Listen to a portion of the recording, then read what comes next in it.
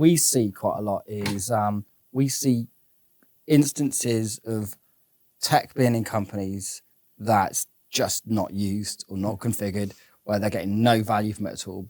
Is this what you see as well? Yeah, absolutely. Absolutely. And I'll actually talk from previous career about this. I was at Citrix for 10 years and big believer in their technology. Yeah. And I'd go into the organisations and they say, if only we could do that. And you say, well, that's been possible for some time. So always look at what you've already got. Sweat your assets as much as possible. Because I think there's a human nature that we need to go and do something else.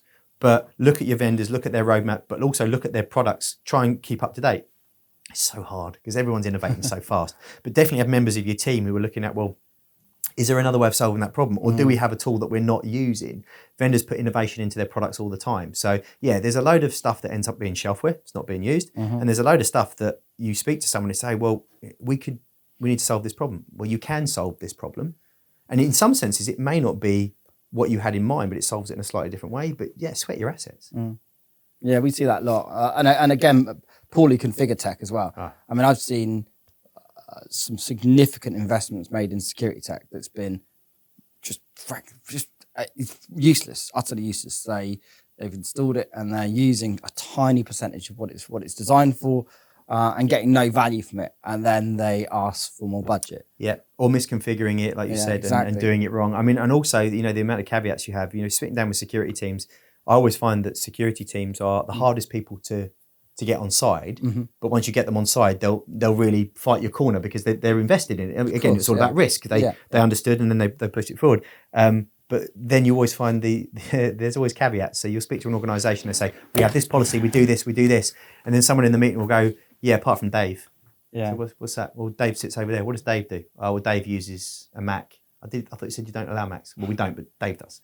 Yeah. Okay. So what does Dave do? Well, he's kind of our highest fee earner, so we're not really allowed to touch anything he does. Or Sarah does this particular, and she's kind of a law unto herself. You're like, so okay, you've got this really, really good policy, except for the enormous holes where those are the people that if I was trying to attack you, those are the people I'd be going after because they're the crown jewels.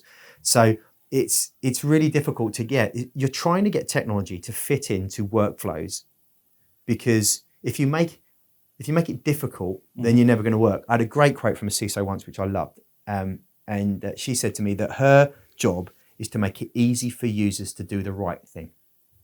That's how she defines her job. Yeah. Everything she said under that is detail. My job every day is to make it easy for users to do the right thing. And implied in that is a security model that means the right thing is the safe thing, the protected thing. And if I make it easy for you to do that, you can make it fit into their jobs. There's no reason for you to go and do something else. I mean, I'm sure you've seen this image. I used to carry it around on my laptop there's a snowy scene, there's a car park and a road, and there's a barrier. And to get through the barrier into the car park, you have to use your pass. But because it's snowy, you can see two sets of tyre tracks around either side of the barrier, because people arrive and think, oh, my laptop's in the boot. I haven't got... So they just drive around. That's human nature. If you put things in the way, people will find a way around. But as she said, my job is to make it easy for people to do the right thing. Yeah. And I think if CISOs have that approach to say, how can I make it easy for people to do the right thing? Yeah. That's a really good starting point. I've heard this term, and I know that this is a topic you like talking about this winning the war against cyber. Tell me about that. Yeah, well, this is something that came up very recently at InfoSec. I wrote that. And this assertion that because malware detection rates, particularly ransomware, have dropped, does that indicate that we're winning the war against cyber? And I can't believe that was a statement that was made sincerely. That was just to engender a conversation, which of course we're not. It's kind of like, what do we know about the unknown unknowns? We don't know. So the simple truth is, it's an increasingly lucrative business. There is money to be made. Where there is money to be made, there is opportunity. And opportunity creates a vacuum, and that it's just going to happen. So I think what we're seeing in terms of tangible trends in that space, so fundamentally don't believe it's true. Right. But what we're actually seeing is it's not just our opinion that it's not true. We're seeing evidence that it's not true. Right. And the reason we're seeing this is because we're increasingly getting our customers who are wanting to share with us information that they're actually seeing. So in the past, we would give people technology and say, right, we'll protect you. Here's how it protects you. Here's how it will inform you. We're now disconnecting. Tell us if you need anything. What we've done is we've just made a connection between the two that says, you're really busy, you've got overloaded SOC teams. If you want to, you can opt in to tell us stuff that's coming, anonymized stuff that's coming from you. We'll analyze it for you. And off the back of this, we're seeing that the malware problem's terrible. The interesting thing about ransomware is it says, hi, I'm here, and it tells you it's there. Sure. What we're worried about much more is about Emotet, another much more insidious malware, which is a complete framework system of dropping something in your environment that doesn't tell you it's there, and then tangible efforts we're observing about how to monetize that once they're in. So it's kind of like people saying, putting the blinkers on and saying, I'm not seeing anything, and therefore I'm safe. No, you're just not seeing anything. What are the main objectives?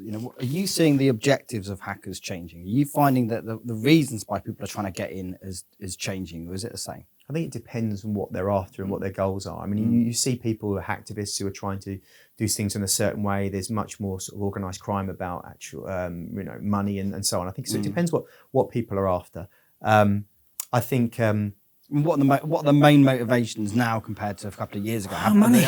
Money. I mean, in what regard? Well, I think it's money. I think you don't need to take a baseball bat on the street and knock someone over the head and steal their laptop anymore. You can sit in a comfortable armchair and hire very experienced people from around the world, and you can get money in all sorts of different ways. What we are seeing is a couple of things. A few years ago, we spoke to a few people about this, about the democratization of malware. And what you were seeing is malware kits coming out more. So you really could just go and do stuff. Sure. What we're seeing now is that's moving to malware as a service. So there's a full supply chain. Right. So now you're talking about things where you can go online and you can buy something, and it's like, no win, no fee sort of thing. So if it's not successful, then you don't have to pay, and you pay per hit. And then there's different elements of it where it's very little of it's end to end. So you'll have someone who does that for you, someone who does the dropper, someone who then does that, someone who then does that, and then everyone's taking a little piece. So there's a full supply chain, and this is organized. This is what Dr. Mike Maguire, who's someone we've worked with, done a lot of work with. He's from Sussex University. He's done some phenomenal papers which we sponsored, then stood back on, where he looks at the dark web, and he talks about a dark mirror of industry where these people probably have dental plans. It's an organized sort of setup. So in terms of their targets, I think it all comes down to money, but it could also be, influence. We've all seen the papers about how you can influence elections in democratic countries, how you could destabilize regimes and things like this. All of this stuff goes on. So the motivations vary, but I think in terms of the simplistic thing, it's the trillions of dollars of revenue that are available to people. The market's massive. I find it quite interesting sort of how relaxed sometimes I find organizations are when you talk about what sometimes appear like the most common sense aspects of security. They're like, oh yeah, we've got a bit of a ransomware issue at the moment, and they're saying it really casually. Or we don't actually know where our most sensitive data is, or we don't know about it, who has access to our data, but that's okay. We're doing these things, and I find that quite interesting. The fact that maybe it's because as vendors, we have a perspective about what we think is important, but it's different in the priorities of the CISOs and security teams. And certainly a lesson I've learned on this, and I'll be candid about this, is that when you have a solution, you do think everybody needs it or wants it. And of course, that's human nature. You should it should be feel about that way. You've got to believe what you do. Yeah. There are examples I've had, and I remember clearly a conversation I had with one CISO who we talked about it, about technology, and he recognized the problem, and he recognized our technology and how we could potentially solve that problem. But then he was quite pragmatic, and said, well, at the moment, we reckon we get N numbers of events a year. We reckon that the things that we lose, I won't say what industry he was in. I remember you telling me this case. The things that we lose are these things. These are not intellectual property. These are there's a financial hit.